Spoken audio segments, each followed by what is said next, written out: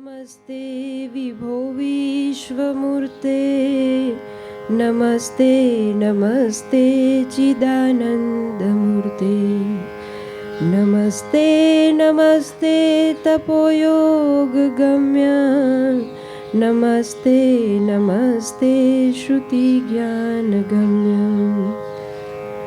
नम्यो हो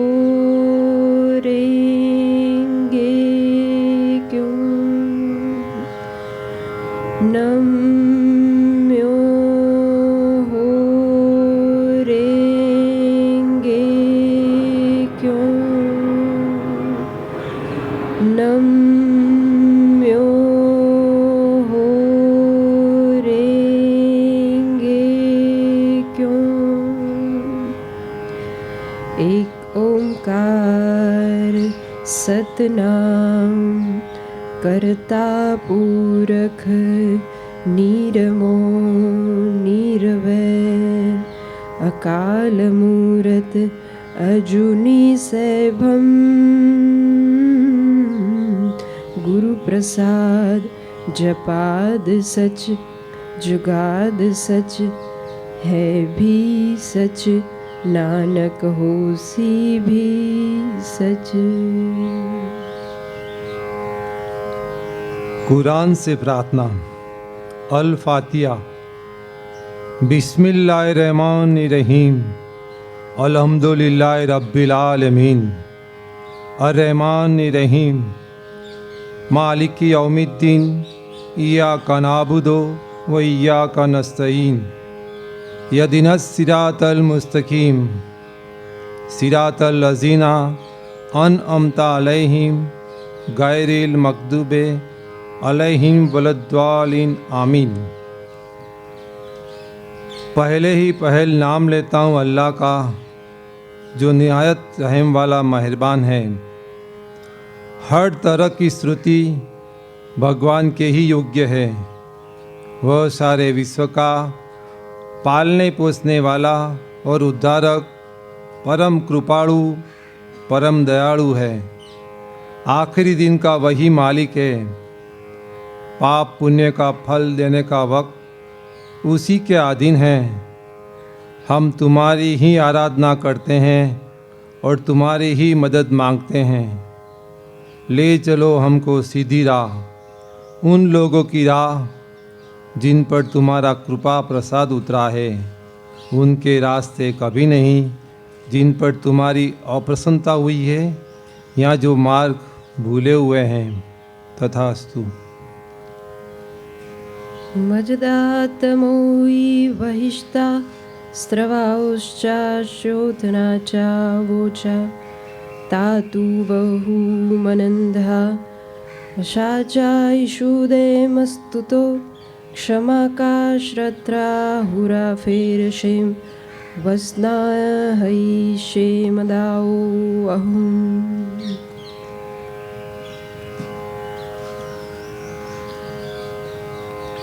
આંખ અને દાંતને સાટે દાંત એમ કહેલું છે તે તમે જાણો છો। એથી ઉલટું હું તમને કહું છું કે તમારું બુરું કરનારનો સામનો કરશો નહીં, બલકે જો કોઈ તારા જમણા ગાલ ઉપર તમાચો મારે તો તેની આગળ બીજો ધરવો। કોઈ તારા પહેરણ માટે દાવો કરવા તાકે તો તેને તારે ડગલો સુદ્ધા આપી દેવો। અને જે કોઈ તને એક કોસ ચાલવાની ફરજ પાડે તેની સાથે 2 કોસ ચાલવા। જે કોઈ તારી પાસે માંગે તેને આપ, અને જો કોઈ ઉછીનું લેવા આવે તો મોં ન ફેરવીશ। તારા મિત્ર ઉપર પ્રેમ રાખ અને તારા શત્રુ ઉપર દ્વેષ રાખ એમ કહેલું છે તે તમે જાણો છો।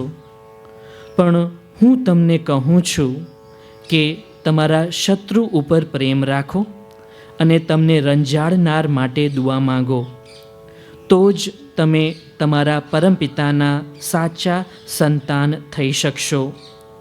તે કેવો ભલા અને ભૂંડા સૌને સૂર્યપ્રકાશ આપે છે। પાપી અને પુણ્યશાળી સૌને માટે વરસાદ વરસાવે છે.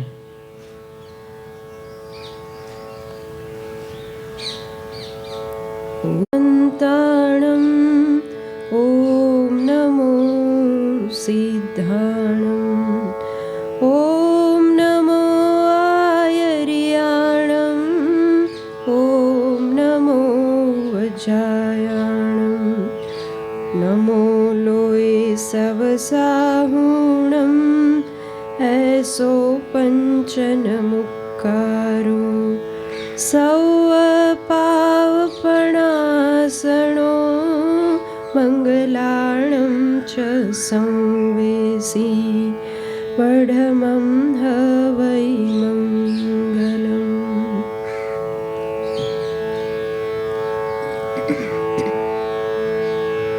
પ્રાતઃસ્મરામિ હૃદિ સંસ્ફુરદાત્મતત્ત્વં સચ્ચિત્સુખં પરમહં ગતિતુરીયં યત્સ્વપ્નજાગરસુષુપ્તમૈ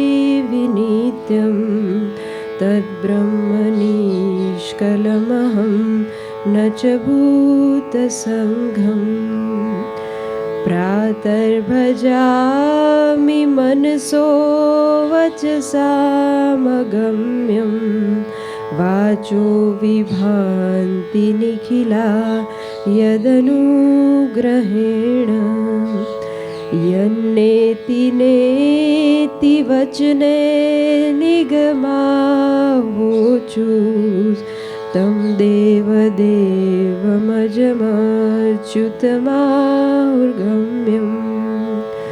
પ્રાતર્નમામિ તમસા પરમર્કવર્ણં પૂર્ણસનાતનપદં પુરુષોત્તમાખ્યં યસ્મિન્નિદં જગદશેષમશેષમૂર્તો રજ્વાંભુગં ઇવ પ્રતિભાસિतं વૈ.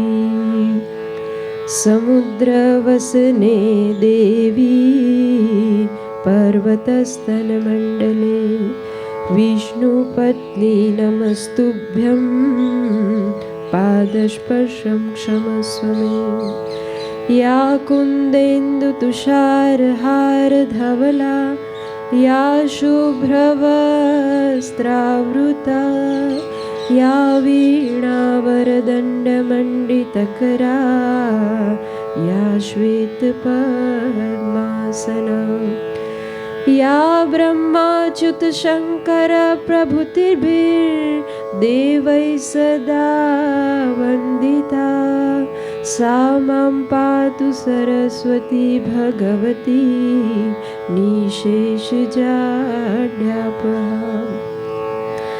વક્રતુંડ મહાકાય સૂર્યકોટિ સમપ્રભ નિર્વિઘ્नं કુરુ મે દેવ શુભકાર્યેષુ સર્વદા. ગુરુર્બ્રહ્મા ગુરુર્વિષ્ણુ ગુરુર્દેવો મહેશ્વરાય ગુરુર સાક્ષાત પરબ્રહ્મ તસ્મૈ શ્રી ગુરુવે નમઃ.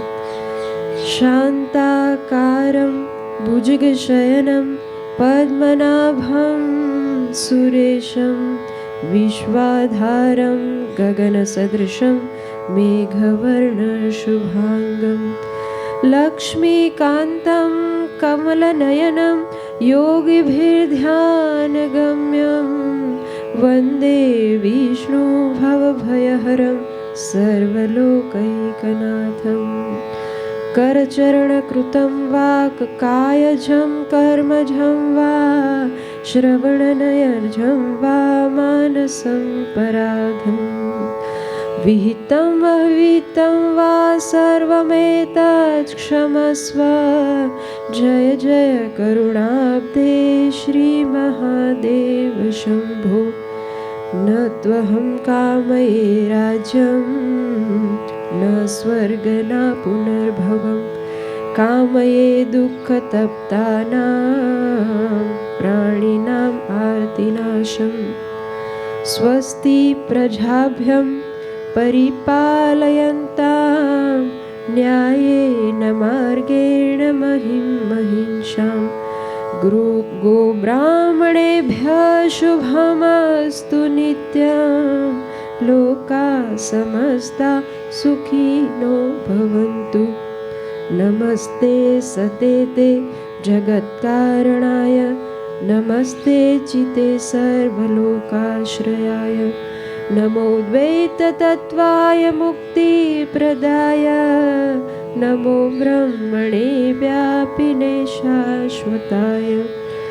त्वमेकं शरण्यं त्वमेकं वरेण्यं त्वमेकं जगत्पालकं स्वप्रकाशं त्वमेकं जगत्कर्तु पार्तु प्रहर्तु त्वमेकं परं निश्चलं निर्विकल्पम्। भयानां भयं भीषणं भीषणानां गतिप्राणिनां पावनं पावनानां महोच्चैपदानां नियन्तृ त्वमेकं परेषां परं रक्षणं रक्षणानां। वयं त्वां स्वरामो वयं त्वां भजामो वयं त्वां जगत्साक्षिरूपं नमामः। सदेकं निधानं परं लङ्घयिषं भवाम्भोधिपोतं शरण्यं व्रजम्। अहिंसा सत्यस्तेय ब्रह्मचर्य असंग्रह शरीरश्रम अस्वाद सर्वत्र भयवर्जनं सर्वधर्म समानत्व स्वदेशी स्पर्श भावना विनम्र व्रतनिष्ठा से ये एकादश सेव्य है।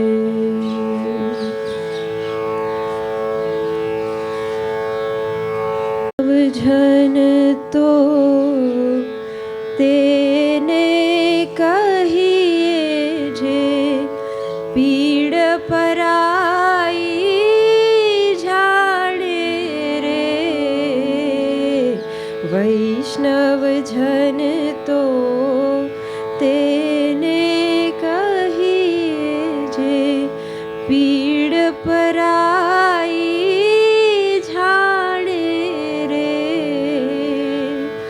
पर दुखे उपकार करे तो ये पर दुखे उपकार करे तो ये मन अभिमान न आने रे वैष्णव जन तो तेने सकल लोक मां सहुने वंदे निंदा न करे के नीरे वाच काच मन निश्चल राखे वाच काच मन निश्चल राखे धन धन जननी तेनी रे वैष्णव जन तो तेने कहिए। समदृष्टि ने तृष्णा त्यागी पर स्त्री जेने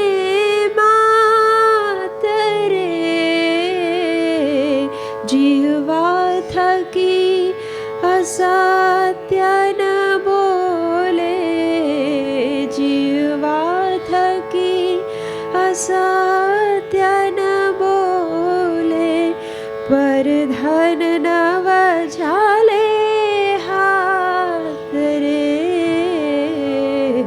વૈષ્ણવજન તો તેને કહીએ.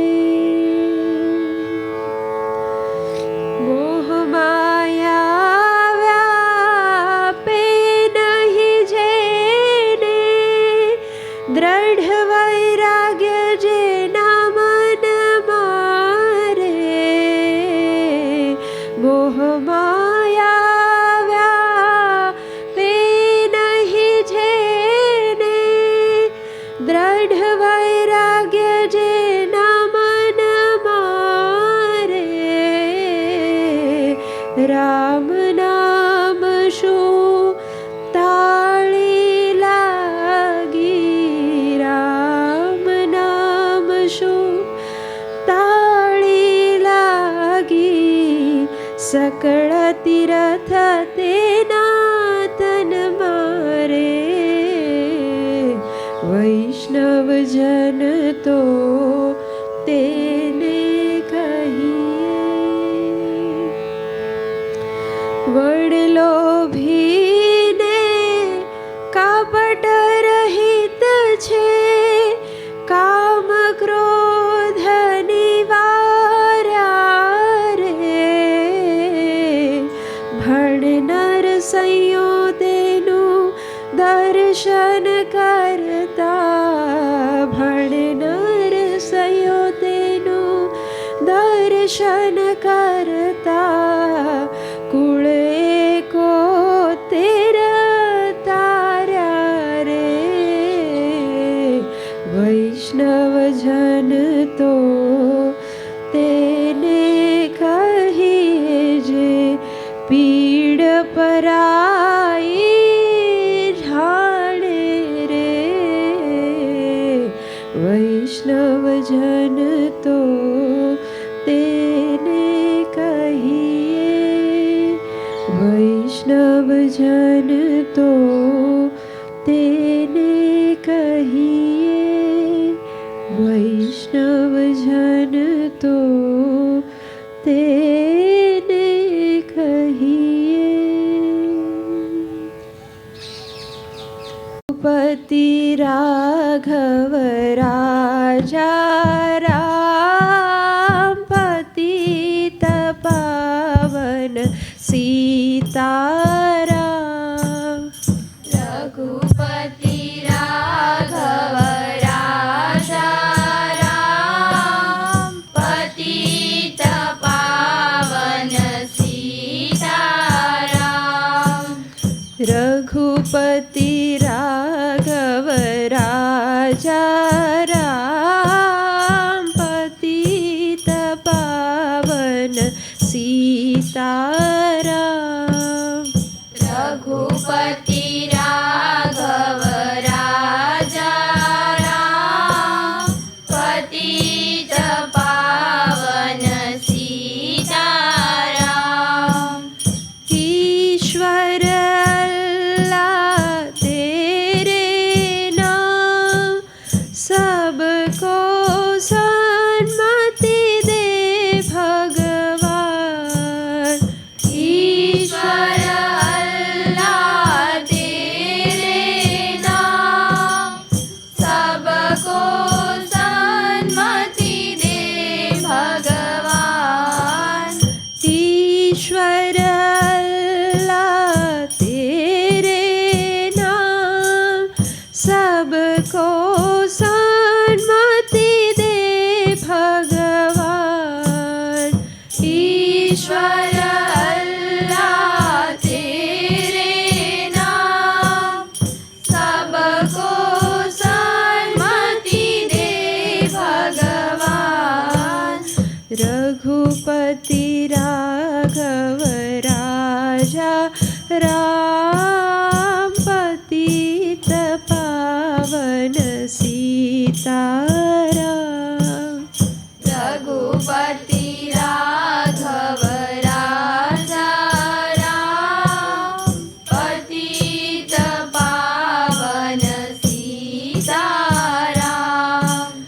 રઘુપતિ રાઘવ રાજા રામ, પતિત પાવન પાવન સીતારામ. રઘુપતિ રાઘવ રાજા રામ, પતિત પાવન સીતારામ. રઘુપતિ રાઘવ રાજા રામ, પતિત પાવન સીતારામ. રઘુપતિ રાઘવ રાજા રામ, પતિત પાવન સીતારામ. સર્વથા સૌ સુખી થાઓ, સમતા સૌ સમાચરો, સર્વત્ર દિવ્યતા વ્યાપો, સર્વત્ર શાંતિ વિસ્તરો. ઓમ શાંતિ શાંતિ શાંતિ.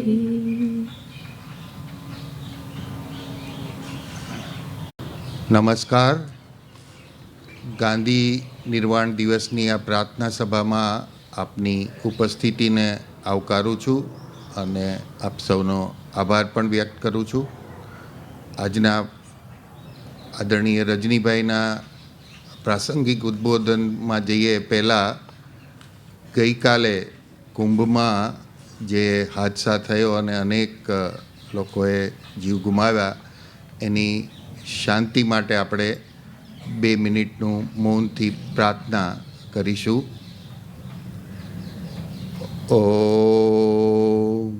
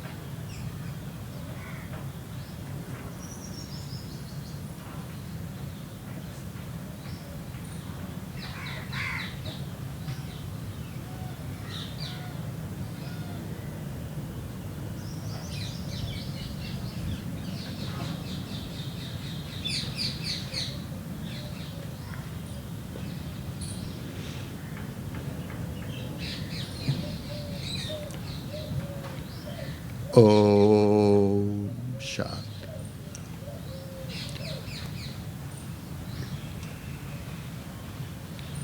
આજના પ્રાસંગિક ઉદ્બોધન માટે આપણી સાથે રજનીભાઈ દવે છે.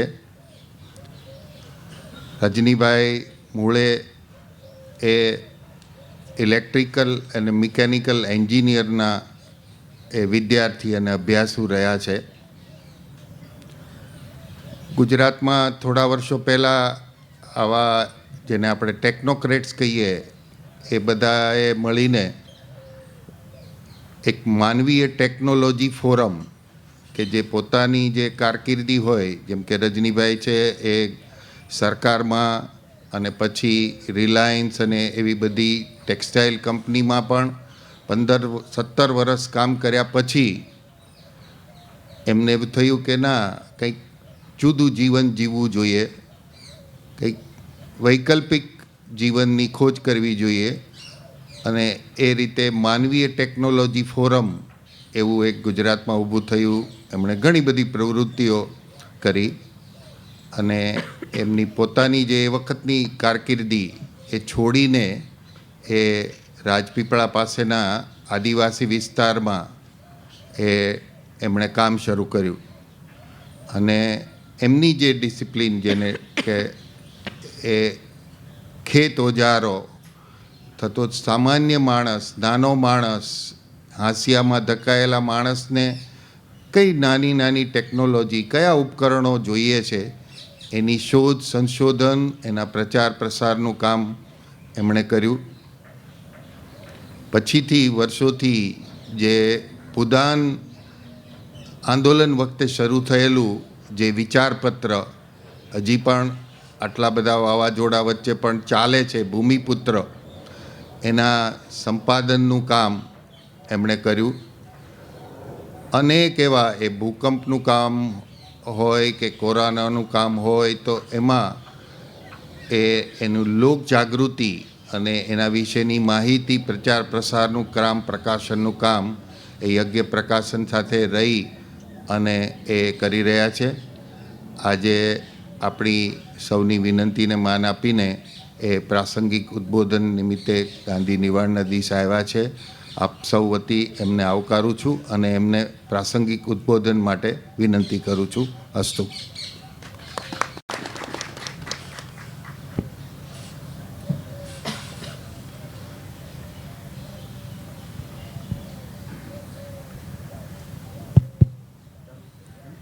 હલો, સંભળાય છે ને બધાને બરાબર? સરસ. અહીંયા હૃદયકુંજમાં પ્રવેશ કરીને બોલવું બહુ અઘરું છે. અત્યાર સુધીમાં ઘણા બધા પ્રસંગોમાં બોલવાનું થયું છે, પણ અહીંયા આ ઉટલા પર બેસીને કરવું એટલે બહુ જ ખબર નથી કેટલું તપની જરૂર પડે, કેટલી લાયકાત હોય મને ખ્યાલ નથી.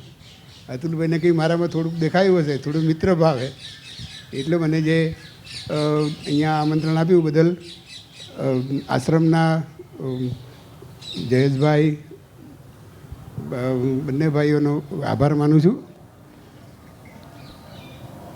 1964-65માં હું મેટ્રિકમાં ભણતો હતો અને વેકેશનમાં અહીંયા અમદાવાદ આવેલો. મારા મામાનું ઘર અહીંયા આગળ એટલે, અને ભૈરવનાથ બાજુ રહે ત્યાંથી ચાલતા ચાલતા છે કે અહીંયા આવું સાબરમતી જવું, અને રસ્તામાં એક વખતે મેં અહીંયાથી સત્યના પ્રયોગો પુસ્તક ખરીદ્યું અને લગભગ મેટ્રિકના વેકેશનમાં મોટાભાગનું જે સમજ પડી એ પ્રમાણે વાંચ્યું. અત્યારે એ વખતે મેં શું અંદર ઉતર્યું હશે મને ખબર નથી, પણ જાણે એવું લાગે કે આટલા વર્ષો પછી જાણે મેં અત્યાર સુધીમાં જે કંઈ પ્રાપ્ત કર્યું એનું પરીક્ષા આપવા માટે અહીંયા આવ્યો એવું થોડુંક મનમાં લાગે છે એમ. અને અહીંયા ઘણા બધા વડીલો છે, નિષ્ણાતો છે, વિદ્યાર્થીઓ છે, એટલે બંનેને ખ્યાલમાં રાખીને બોલવાનું બહુ અઘરું છે. પણ હું એક નાના સરખા કાવ્યથી શરૂઆત કરીશ. હું લેખક, સંપાદક પણ એવો કંઈ નવલકાર કે એ રીતનો નથી, પણ આ કાવ્ય દ્વારા જરા મજા આવે એવું છે, વિદ્યાર્થીઓને પણ મજા આવશે. સાંજનો સમય હતો, પંખીઓ માળામાં પાછા જતા હતા. એમાંથી એક ચકલી ઉડતી આવી, ઝાડની ડાળે બેસતી હોય એટલા વિશ્વાસ સાથે ખભે બેસી બીજું કોઈ ના સાંભળે એમ ધીમેથી બોલી, બાપુ આજે પ્રાર્થનામાં ન જાઓ, મારો જીવ ગભરાય છે. બંદૂકનો ધડાકો થાય અને ગભરાય એમ. આપણે કબૂતર બેઠા હોય ને જરાક પથરાનો અવાજ આવે કે ફટાકડા ફૂટે તો કેવા ઉડી જાય છે એમ. એથી તો ફફડતા જીવે અહીં આવીશું.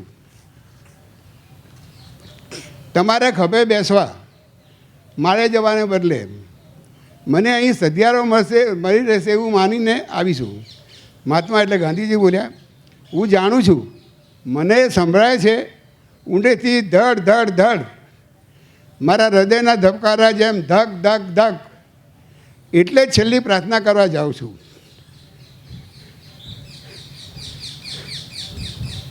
હું આજે રોકાઈ શકીશ નહીં. તારા બચ્ચા પણ રાહ જોતા હોય એમ તું પાછી જા. હું એકલો ઠીક છું. થોડી વાર પછી આખું આથમણું આકાશ લાલ થઈ જાય છે. રાજેશભાઈ પંડ્યાનું આ કાવ્ય છે, પણ પ્રસંગોપાત ઉદ્બોધન કરવાનું કહ્યું એટલે મને લાગે છે કે આ કાવ્ય પ્રસંગને અનુરૂપ છે. ગાંધીજી વિશે ઘણા એંગલથી બોલી શકાય. એક તો કરુણાના કાવ્ય જેવું આખું એમનું જીવન, એ કર્મયોગી જેવોનું આખું એમનો આખા જીવનના ક્રમને આપણે જોઈ શકીએ. સર્વધર્મ સમભાવની આખા એમના જીવનની અંદર જોઈ શકે. તો એ હજી અહીંયા આગળ ત્રણેય મહાનુભાવે બહેનેને બધાએ પ્રાર્થના કરી એનો સાર સંચય જોવું હોય તો આખું ગાંધીનું જીવનને જોઈ શકાય. શું એમને એમના જીવનમાં નથી કર્યું એવો ભાગ આપણે શોધવા જઈએ તો ખ્યાલ આવે. આમ કહેવાય કે બાપુએ લિખિત પુસ્તકો બહુ છે, પણ એમને બોલ્યા હોય, લખાયું હોય એ તો થોકબંધ છે અહીંયા આગળ. અહીંયાની લાઇબ્રેરીમાં જાઓ તો આપણને ખબર પડે કે ગાંધી અંગેનું કેટલું લખાયું છે. એટલે થોડા સમયે નવા પુસ્તકો લખાયા જ કરે છે અને એનું અધ્યયન ખબર નથી આપણને એટલો ચકલીના ગાંધી ઉપર વિશ્વાસ હતો એટલો આપણને છે કે નહીં. આપણે ગાંધીને એટલો વિશ્વાસ પાર નહીં પાડી શકીએ આપણે. જે ગાંધીએ 1908માં હિન્દ સ્વરાજમાં કેળવણી વિશે વિચાર્યું હતું એ છે કરીને 1939માં સાલમાં થોડું આગું પાછું હશે પણ વ્યવસ્થિત એને પાછળથી હું જોઈને ચેક કરીને કહી શકું. 20 વર્ષના એક અભ્યાસ પછી એમને આખી એક શિક્ષણની પ્રથા શરૂ કરી. પણ એમનું શિક્ષણ એટલે આ પદ્ધતિ કે પેલી પદ્ધતિ એવા ઓલ્ટરનેટિવ કે ભાઈ આપણે આ કઈ પદ્ધતિથી બાળકને ભણાવીએ તો એનામાં આપણે જે કંઈ આપણે એને આદાન પ્રદાન કરીએ જલ્દી ઉતરી જાય એવી ટેકનિકના સંશોધન માટેનું એમનો શિક્ષણનો હેતુ નહોતો. એમને તો શિક્ષણ દ્વારા આખા ભારતનું અને એ તો વિશ્વનું આખું એનું કલેવર બદલવા માટેનું શિક્ષણ, રાષ્ટ્રનું કલેવર બદલવા માટેનું શિક્ષણ એની એ શોધમાં હતા. કારણ કે જે સંક્રાંત કાળ હતો આઝાદી પહેલાંથી એમને ખ્યાલ હતો કે ક્યારેક આઝાદી માટેની લડત અને પછી જ્યારે આઝાદી મળે તો આખા દેશની નવરચના કેવી રીતે થઈ શકાય. અને એમની નવરચનાના કેટલાક પાયાના સિદ્ધાંતો હતા જે એમને રસ્કિન પાસેથી, થોરો પાસેથી, ટોલ્સ્ટોય પાસેથી જ્યાંથી એમને મળ્યા. આપણે કહીએ છીએ ને 10 દિશાઓથી મને સારા શુભ વિચારો પ્રાપ્ત થાવ. અને એ શુભ વિચારોના અંતે એમને 3 સિદ્ધાંતોની જે મહત્ત્વની વાત જે રસ્કિને એમના દ્વારા એમને જાણવા મળી. એમને પહેલું તો કહ્યું કે ભાઈ આ સૌના ભલામાં આપણું ભલું છે, સૌના ભલામાં આપણું ભલું છે. બીજું એમને કહ્યું આજે આ ચૂંથાયેલી કે વારંવાર કહી ગયેલી વાત છે પણ કેટલી આપણે ઉતારી, કેટલી ચરિતાર્થ કરી એને હું અલગ રીતે પણ વાત કરી શકું અત્યારના સંદર્ભમાં. એ અત્યારે ટૂંકા સમયના ગાળે હું ટાળીશ, ક્યાંક જરૂર પડશે તો કહીશ કે વકીલ અને વાળંદ એ બંનેના શ્રમની વેલ્યુ સરખી હોવી જોઈએ અને એવો સમાજની રચના કરવી જોઈએ. ત્રીજું એમનું છે એ કદાચ બધાને અનુકૂળ ન પણ આવે પણ એમને એમની દૃષ્ટિએ કહ્યું કે સાદું શ્રમનિષ્ઠ ખેડૂતોનું જીવન એટલે એને મને લાગે છે કે એ જે જીવનની સાચી રાહ છે. અને તમે જુઓ ગાંધી વકીલ હતા પણ આમ ભલે એમ કહેતા કે હું વણકર છું કે આ છું તે છું કે શિક્ષક છું પણ વાસ્તવમાં તો એ ગામડાના મોટા વકીલ રહ્યા. અને એમની જે વકીલાત એમને ગામડા માટે કરી અને આપણે બધાએ એ વકીલાતની સામે જાણે આપણે પેલા કાળો ડગલો પહેરીને ઊભા થઈ જાય છે આપણે અહીંયા કોર્ટોમાં એ પ્રમાણે થઈ ગયા. ના ગાંધી ના, આ તારી વાત ખોટી છે. ગાંધીએ બહુ સ્પષ્ટ કહેલું કે સાચું હિન્દ એ ગામડાઓમાં વસે છે અને એ ગામડાઓનું સેટઅપ દ્વારા એ જે આપણે કરીએ ભાવિમાં રચના કરીએ એ સાચી રચના છે. અને એમના ઉપરથી વિકેન્દ્ર આપણે એને અલગ અલગ રીતે કહી શકીએ, ક્લસ્ટર બેઝનું કહીએ કે વિકેન્દ્રીકરણનું કહીએ કે ઓશનિક સાયકલ પ્રમાણેના આપણે રચના કહીએ. પણ આ રચનામાં આપણને જરાય રસ નહીં પડ્યો. અને બહુ સ્પેસિફિકલી એમના શબ્દો કહેલા છે કે ભાઈ ગામડાનો વિકાસ અને શહેરનો વિકાસ એ સમકક્ષ લેવલે થવો જોઈએ. આજે બધું પહેલાં રોડ થાય, કાચા રોડમાંથી રોડ થાય, રોડ પછી રોડ પહોળા થાય, એ પછી એના ઉપર પાછો બીજો ક્યાંક બ્રિજ બંધાય અને બ્રિજ બંધાય પછી પાછી ઉપર આવે લાઈન બંધ. અમે તો જ્યારથી આ અમદાવાદના જીવો છે તે કંઈ ને કંઈ ચાલ્યા જ કરે છે. આ અમદાવાદના જે પ્રતિષ્ઠિત શેઠ હતા રણછોડભાઈ એમના માટે એમ કહેતા હતા કે આ તો ખાડાવાળા શેઠ છે. કંઈ ને કંઈ જ્યારે અમદાવાદની નવરત્ના મિલોના વિકાસ પછી ચાલતી હતી દરમિયાન ચાલતી હતી એટલે એમનું નામ જ રણછોડ ખાડો. કદાચ ટૂંકા નામે કહું તો અપમાન જેવું ના લાગે પણ આ એક શબ્દને યાદ કરવા માટે કહું છું. પણ અત્યારે તો આ બધી સરકાર બધી ખાડામાં જાય, કોઈ બી સરકાર હોય, કોઈ પણ મ્યુનિસિપાલિટી હોય. હું વ્યક્તિગત કોઈના માટે નથી કહેતો પણ આપણને એમ લાગે કે હજુ આની ઉપર એટલે તો મને તો ઘણી વાર એમ લાગે કે અહીંયા પર્યાવરણ બી તમારા મહેશભાઈ બી છે, પર્યાવરણની ચિંતા કરીએ, ગ્લોબલ વોર્મિંગની ચિંતા કરીએ, દરિયો ઉભરાઈ જશે, મુંબઈ આમ ડૂબી જશે, દુનિયાના ઘણા કિનારાના છે આમ થઈ જશે તેમ થઈ જશે. પણ મને લાગે છે કે આ આયોજકો આપણા કરતાં હોશિયાર તેવું લાગે છે કે ધારો કે પ્રલય થઈ જશે ને તો અમે એવી રીતની રચના કરી છે કે આખું અમે આ કોન્ક્રીટનું એક જમીન ઉપરનું લેવર છે, બીજું કોન્ક્રીટ ઉપરનું લેવર છે, આખી ભારતની જનતાને અમે ઉપર રહેવાની સગવડ કરી આપીશું. લગભગ અતિશયોક્તિ થોડીક છે, પણ લગભગ આપણું આયોજન આ પ્રમાણું છે. તમે કોઈ પણ ગુજરાતના ખૂણા ખૂણામાં જાઓ તો ક્યાંક ને ક્યાંક આ પ્રમાણુનું ચાલે છે. એટલે ગાંધીજીની વાત હતી કે ગામડાનો વિકાસ અને શહેરનો વિકાસ બે સરખા લેવલે ચાલવું જોઈએ. આજે હવે ગામડા એટલે નજીકના ગામડા તો અહીંયા નોકરી કરવા આવતા હોય અને અહીંયા ભાડાના મકાનમાં ન પરવડે એટલે રહેતા હોય, બાકીના બધા ઝૂંપડપટ્ટીમાં રહેતા હોય. એટલે ઇક્વાલિટીના બેઝ ઉપર આપણે સમાજને ઊભો ન કરી શક્યા. અને એનું આપણને દર્દ પણ નથી. કોલેજના વિદ્યાર્થીઓ સમક્ષ થોડા દિવસ પહેલાં વાત કરતાં મેં કહ્યું કે ભાઈ આ ઓક્સફામનો જે રિપોર્ટ આવ્યો છે, દર વર્ષે ઇકોનોમિક ફોરમ જે આખા વર્ષમાં ભરાય છે, એ ગાળામાં એ લોકો આમ આઈનો ધરતા હોય છે કે ભાઈ ભારતમાં શું ચિત્ર છે. અને એમને કહ્યું કે ભારતની 40% સંપત્તિ એ 1% લોકોના હાથમાં છે. હવે એનું ડિસ્ક્રિપ્શન જો કોલેજોમાં કે શિક્ષણમાં આપણે આ બધું ભણાવતા હોઈએ તો એનો સંદર્ભ ખ્યાલ આવે. અને પછી એની બીજી લાઈન છે, મેં કોલેજના છોકરાઓને કહ્યું જે ભાવિમાં થોડાક વખત પછી વર્ષ 2 વર્ષ પછી વિદ્યાર્થીઓને ભણાવવાના છે. તો આ સાંભળીને જરા આંચકો લાગે કે એવું જરા ફીલ નથી થયું.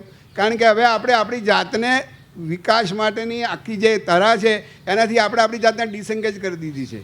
આપણે તો માત્ર જે કંઈ આવે ઉપરથી પડ્યું હોય એ નિભાવી લેવાનું, પડ્યું પાનું નિભાવી લેવાનું. એના જેવી સ્થિતિ જાણે આપણા માનસમાં આપણે બનાવી દીધી છે. આપણાથી કશું જ ના થાય.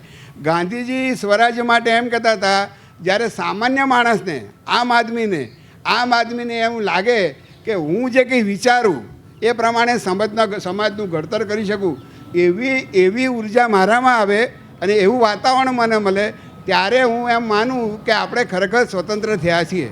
હવે જો આ તાળો મેળવવા જઈએ તો મ્યુનિસિપાલિટીમાં આપણું ના ચાલતું હોય.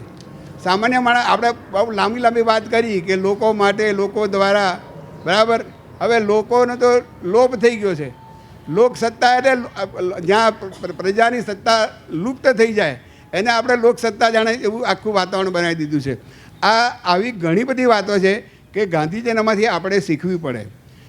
ગામડાની સ્થિતિને ક્યારે પણ આપણે સેન્ટરમાં ન લાવી, ડિસેન્ટ્રલાઇઝ લેવલે આપણે વિચાર્યું નહીં. એના કારણે હવે જે પ્રશ્નો થાય છે, ગાંધીના એ વખતે તો આપણે નહીં સાંભળ્યું, પણ વર્તમાન સ્થિતિમાં જે કંઈ સ્થિતિ છે એને ખ્યાલમાં રાખીને તો આપણે આમાંથી કંઈ કરી શકીએ ખરા? નારાયણ દેસાઈ ઘણીવાર 2 શબ્દ વાપરતા હતા. એક ગાંધીના મંત્રની વાત અને બીજી છે ગાંધીના દ્વારા સર્જાતા તંત્રની વાત. રચનાત્મક કામ હોય કે બીજા બધા પહેલું હોય, કે આ મંત્ર અને તંત્ર, મંત્ર જેમ અહીંયા ઘણા ઉચ્ચાર થયા વેદોના મંત્રના અને તે એ આજની કાળે બી ચાલ્યા કરે છે, એનો ભાવાર્થ, એનો ભાવ. પણ જે તંત્ર છે એ સમયે બદલવું પડે.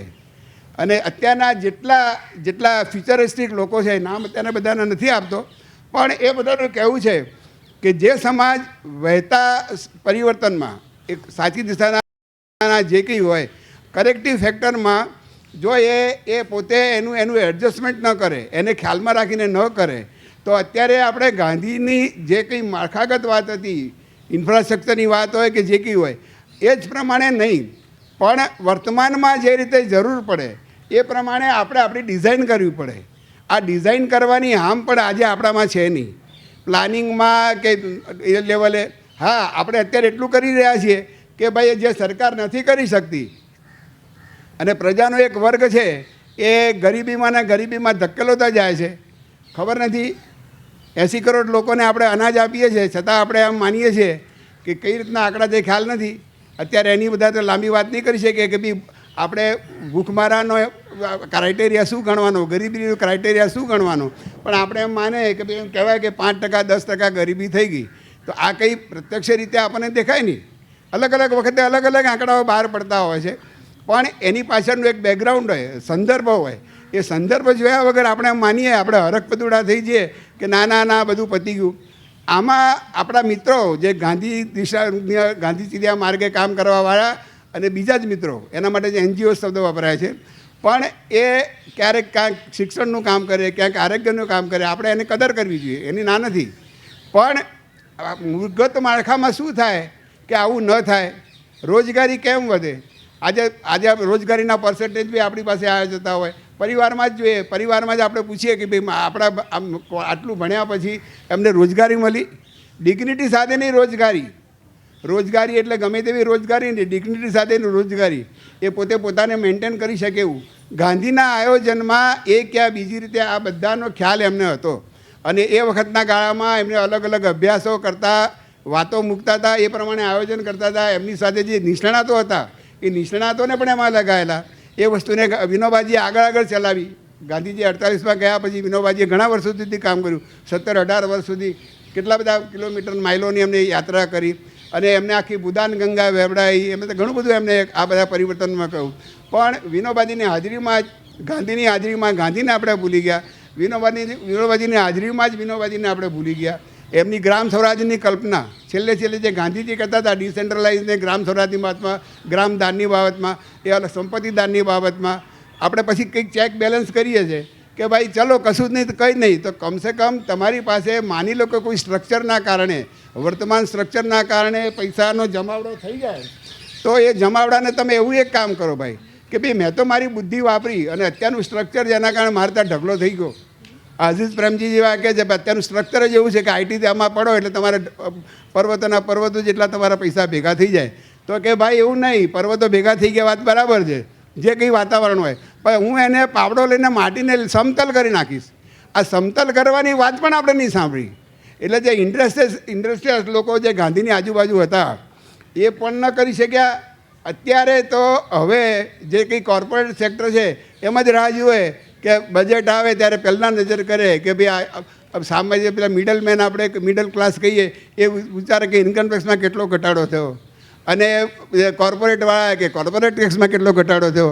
એમની પાસે એક સ્ટ્રક્ચર છે, એક પાવરફુલ લોબી છે, એના કારણે બતાવે. જો પાછા ધમકી કેવી આપે, હું આ કોઈને વ્યક્તિગત નામ નથી કહેતો પણ આ હકીકત છે. ગાંધી દર્શનને આની સાથે આપણે લિંક કરવું જ પડે.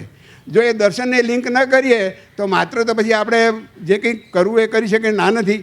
અધ્યાત્મના માર્ગમાં ગાંધીએ ઘણું કહ્યું છે કે મારા જીવનના મારો એક મુખ્ય હેતુ તો મારે ઈશ્વરને પ્રાપ્તિ, સત્ય અને પછી ઈશ્વર એ વારે બદલાયા કરે એમની વાતમાં, અને એની પ્રાપ્તિ એ મારું ધ્યેય છે. અને એમને તો ત્યાં સુધી કહેલું કે મારું પોલિટિક્સ છે, જેને અમે અત્યારે આપણે સત્તાની વાત, પોલિટિક્સની વાત કરી છે. મારું પોલિટિક્સ તો એ અધ્યાત્મના પાયા પરનું, એ અધ્યાત્મની અભિવ્યક્તિનું મારું પોલિટિક્સ રાજકારણ હશે. આજે કોઈ પક્ષ માટે આપણે એવું છાતી ઠોકીને કહી શકીએ નહીં. ઘણા બધા પ્રયત્નો થયા છે એને બિરદાવીએ. આ બધી પરિસ્થિતિ વચ્ચે પણ કંઈક ને કંઈક પ્રયત્ન કરતા હોય છે.